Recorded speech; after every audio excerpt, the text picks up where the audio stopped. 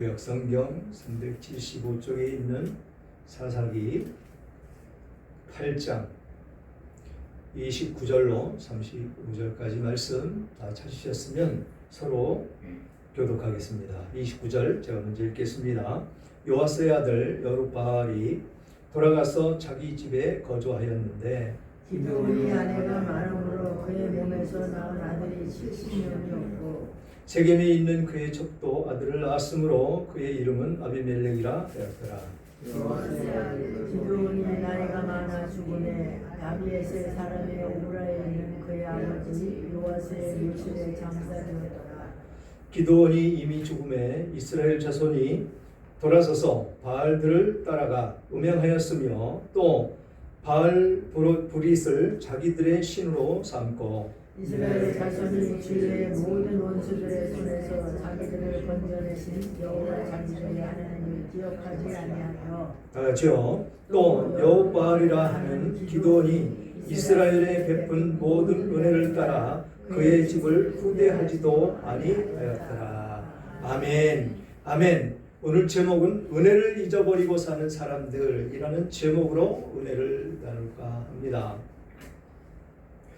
오늘 또 말씀을 통해서 은혜를 받으시고 은혜 받은 그 삶을 잘 지켜나가셔서 평생의 삶을 하나님께서 지켜주시기를 주님의 이름으로 축원합니다.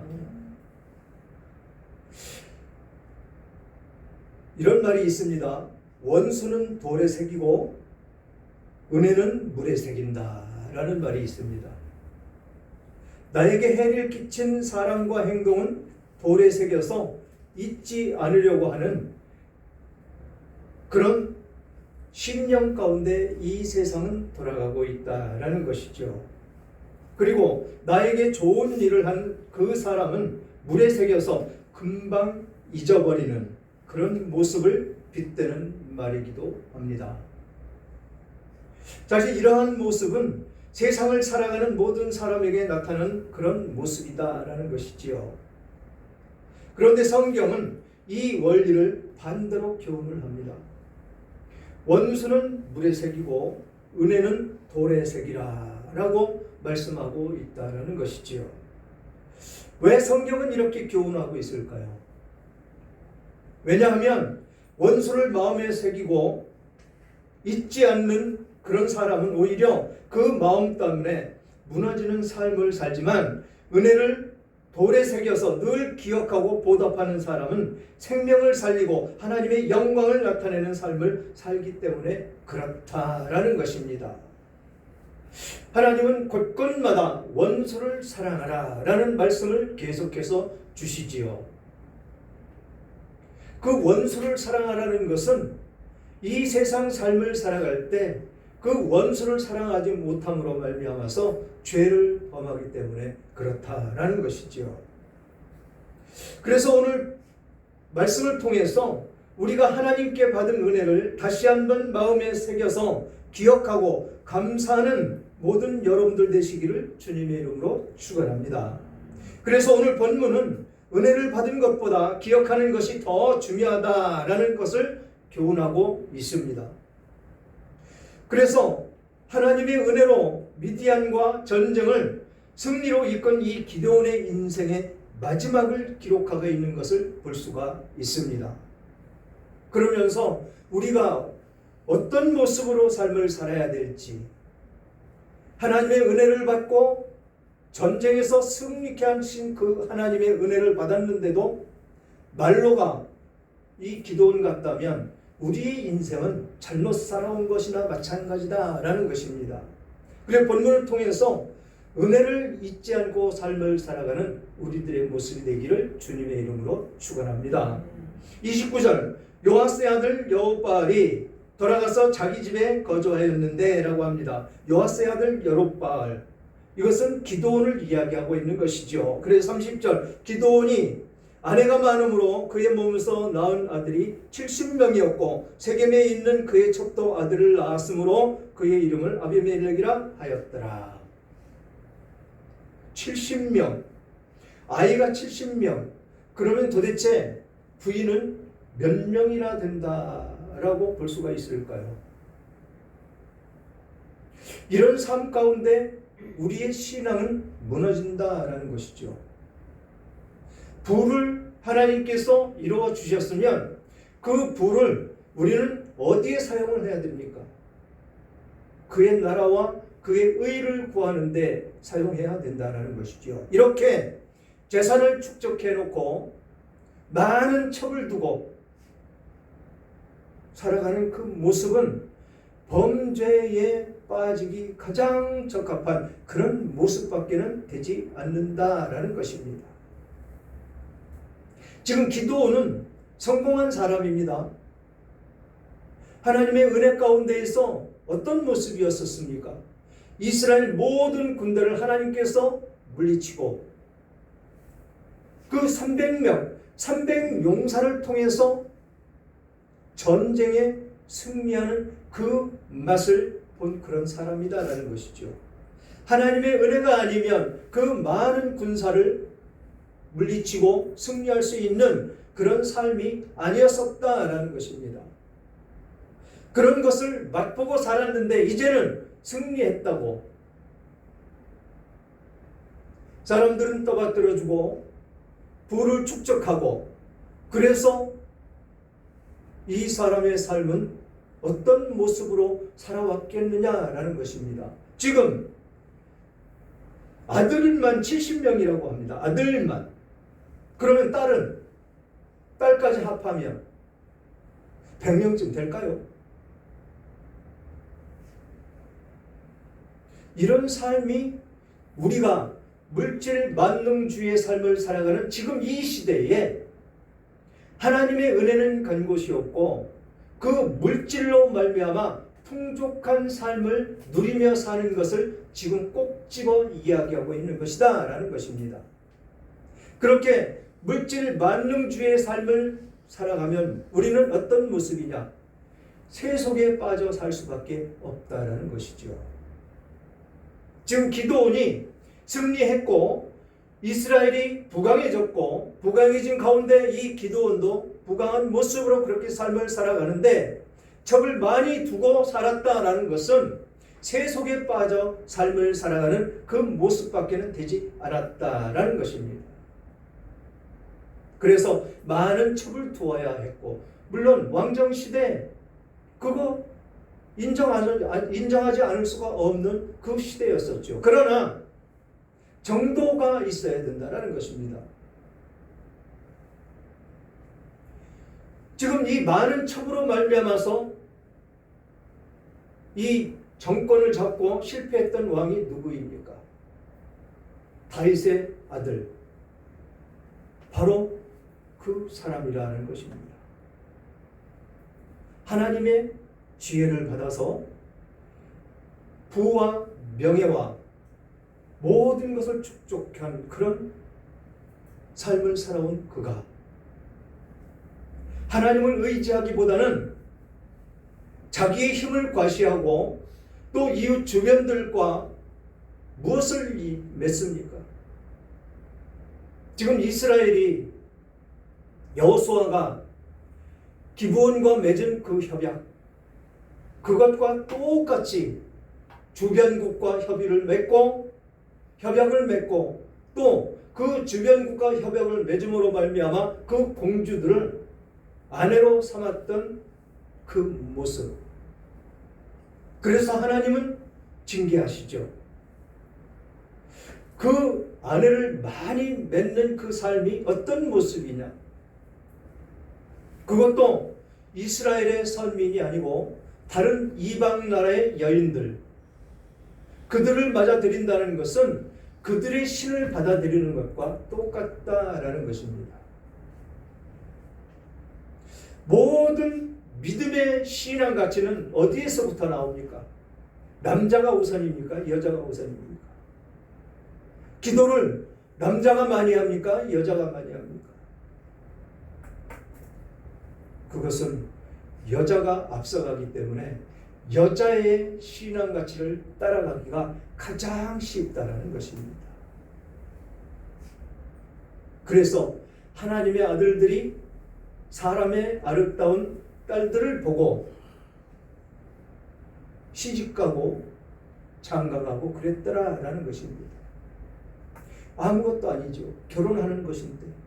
근데 하나님이 왜 그들을 징계하고 그들을 심판하십니까?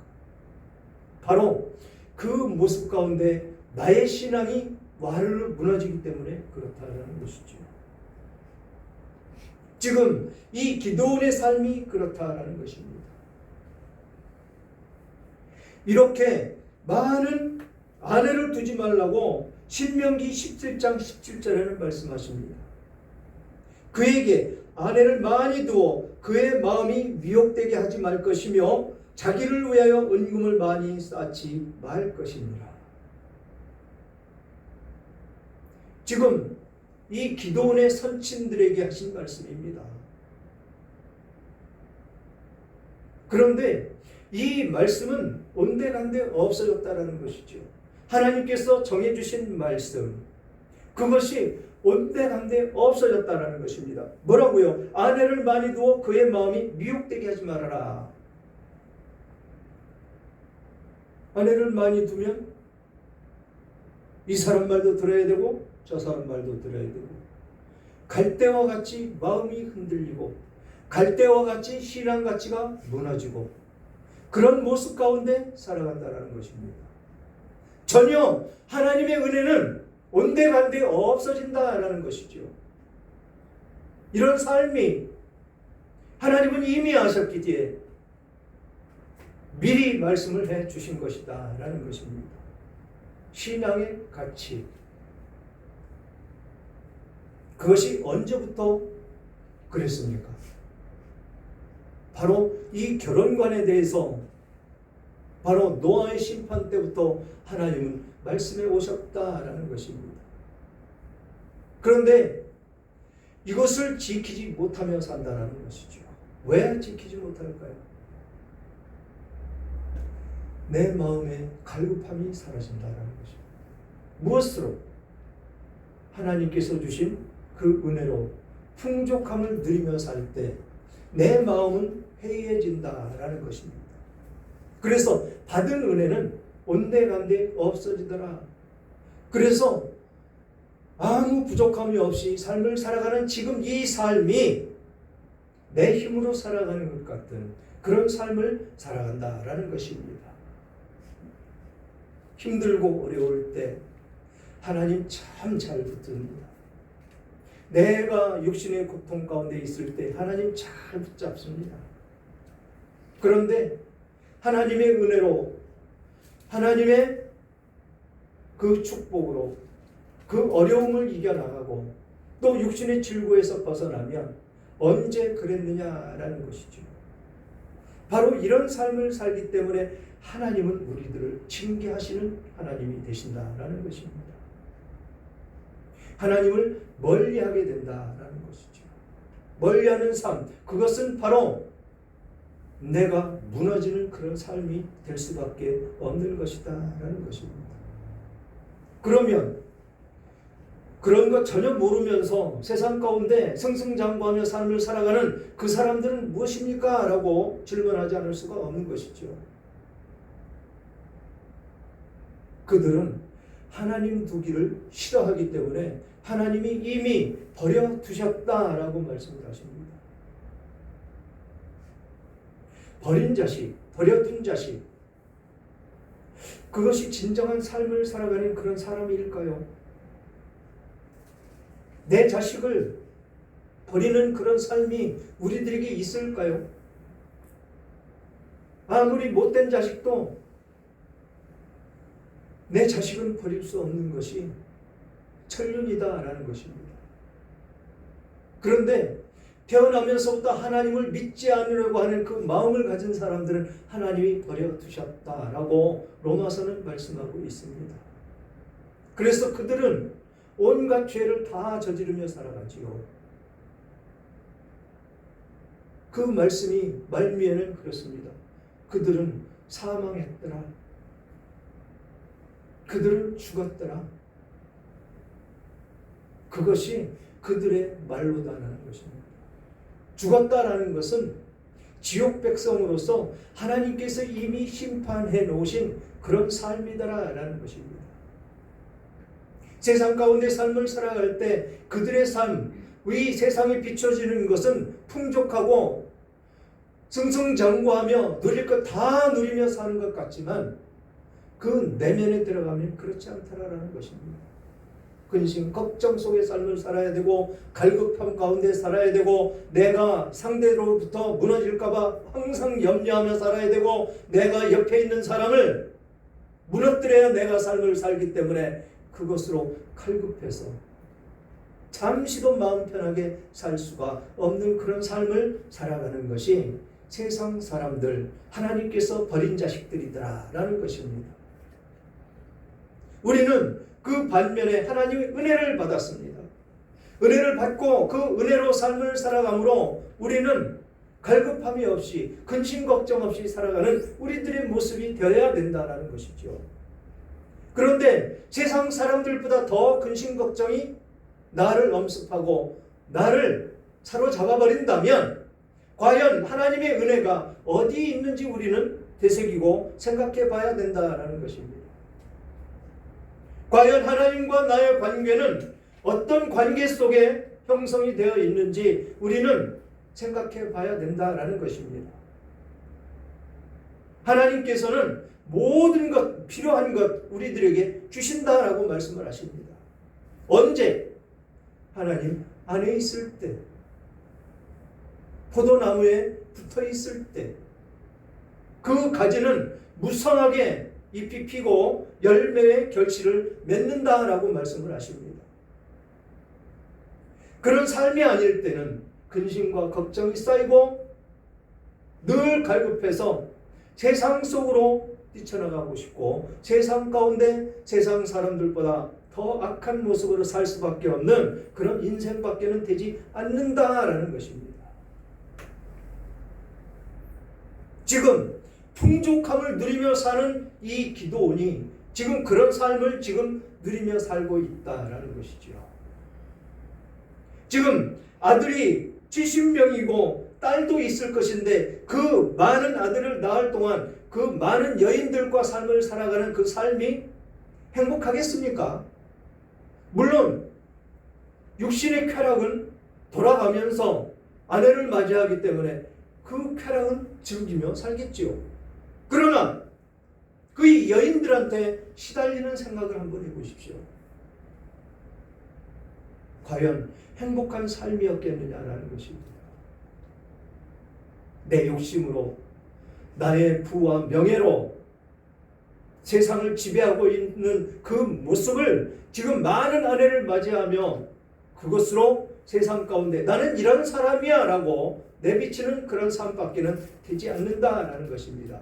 하나님과는 전혀 관계없는 그런 삶을 살아가는 그 모습이다라는 것입니다. 그런 삶 가운데 32절 보니까 요아스의 아들 기드온이 나이가 많아 죽음에 에비에셀 사람의 오브라에 있는 그의 아버지 요아스의 묘실에 장사되었더라. 우리의 인생은 이렇게 짧게 지나갑니다. 성경은 그런 인생을 안개와 같다라고 말씀을 합니다. 또 인생은 풀과 같고 풀한 꽃과 같다라고 표현을 합니다. 그렇듯이 잠깐 지나가는 그런 인생이다라는 것이죠. 안개가 딱 드리워졌다가 삽시간에 사라져 버립니다. 그런 인생밖에는 되지 않는다라는 것이죠. 그런 과정 가운데 우리가 죄 가운데 빠져 산다면 하나님은 기뻐하시겠느냐라는 것이죠. 아버지가 자식들이 곁길로 가고 있는데 그 마음이 어떻겠느냐라는 것입니다. 우리의 인생이 그렇다라는 것입니다. 지금 은혜를 잊어버리고 사는 우리들의 모습은 아닌지 우리는 뒤돌아보며 생각하고 살아야 된다라는 것입니다. 은혜에 감사할 줄 안다면 이 기드온과 같은 이런 풍족함이 있다 할지라도 하나님께만 속해 있는 모습이 되어야 된다라는 것이죠. 거룩한 삶, 거룩한 모습, 세상 사람들부터 칭송을 들을 수 있는 우리들의 삶이 되어야 된다라는 것입니다. 하나님은 그것을 원하고 계시죠. 내가 거룩하니 너희도 거룩하라고 하신 그 말씀 가운데, 그 모습 가운데 하나님의 백성으로, 하나님의 말씀의 소유자로 그렇게 살아가야 된다라고 말씀을 하고 있는 것이다 라는 것입니다. 그러면서 33절 보니까 기드온이 이미 죽음에 이스라엘 자손이 돌아서서 바알들을 따라 음행하였으며 또 바알 브롯을 자기들의 신으로 삼고 무너져가고 있다는 것입니다. 보다 행복한 삶을 이끌기 위한 그 지도자였다면 이들이 자기가 없어도 어떤 대책으로 자기를 대신해서 이들을 이끌 수 있는 후계자를 세웠다면, 자기의 삶 가운데 빠져서 첩을 그렇게 많이 두고 자식들을 많이 낳을 그 시간에 진정으로 하나님의 나라를 이스라엘에 세우고자 노력을 했다면, 이 거느리고 있던 이 하나님의 백성들, 이들이 신앙에 무너지는 그런 일이 있었겠느냐라는 것입니다. 모든 것이 그 지도자의 그 모습대로 이 백성들은 따라간다라는 것입니다. 그래서 중요하다라는 것이죠. 중요한 그 삶을 이는 자기의 어떤 그 쾌락을 위해서, 자기의 명예를 위해서 그것만 누리며 살았다라는 것입니다. 하나님의 은혜는 온데간데 없어졌다라는 것입니다. 어디로 갔을까요? 그 은혜가. 은혜는 우리들 마음판에 새겨야 됩니다. 원수는 어디에 새기라고요? 그는 물에 새기라고 했습니다. 그래서 그 물에 새겨진 것이 흘러 없어지는 그런 모습이 돼야 되고, 하나님의 은혜는 언제나 마음판에 새겨서 그 은혜가 이 세상 끝나는 그날까지 감사하며 사는 우리들의 모습이 되라고 하나님께서는 권고하고 있으시다라는 것입니다. 아멘. 그래야 우리는 하나님의 백성으로서 하나님이 주신 은혜 가운데 풍족함을 누리며 그렇게 삶을 살아가는 우리들의 모습이다라는 것입니다. 그렇게 바알 브롯을 자기들의 신으로 삼고 이스라엘 자손이 주위의 모든 원수들의 손에서 자기들을 건져내신 여호와 자기들의 하나님을 기억하지 아니하며, 이스라엘 자손이 주위의 모든 원수들의 손에서 자기들을 건져내신 하나님을 기억하지 않습니다. 이처럼 우리가 받은 은혜를 기억해야 하는 이유는, 은혜를 잊으면 우리가 언제라도 죄를 지을 수 있기 때문에 그렇다라는 것이죠. 또 은혜를 잊은 우리들의 모습을 보며 내 자손들, 하나님의 은혜를 기억하지 못하고 멸망의 길을 가기 때문에 그렇다라는 것입니다. 사랑하는 여러분, 우리는 날마다 하나님의 은혜 가운데 살아가야 합니다. 지금은 힘든 것 같지만 우리들의 삶을 돌아보면서 하나님께서 함께 하셨고 지금도 함께하고 계신 것을 믿고 감사하며 우리는 살아가야 됩니다. 그러나 우리가 종종 망각하는 것이 있습니다. 바로 앞으로도 주실 하나님의 은혜를 지금 현재 풍족하다고 망각하고 있다는 것이죠.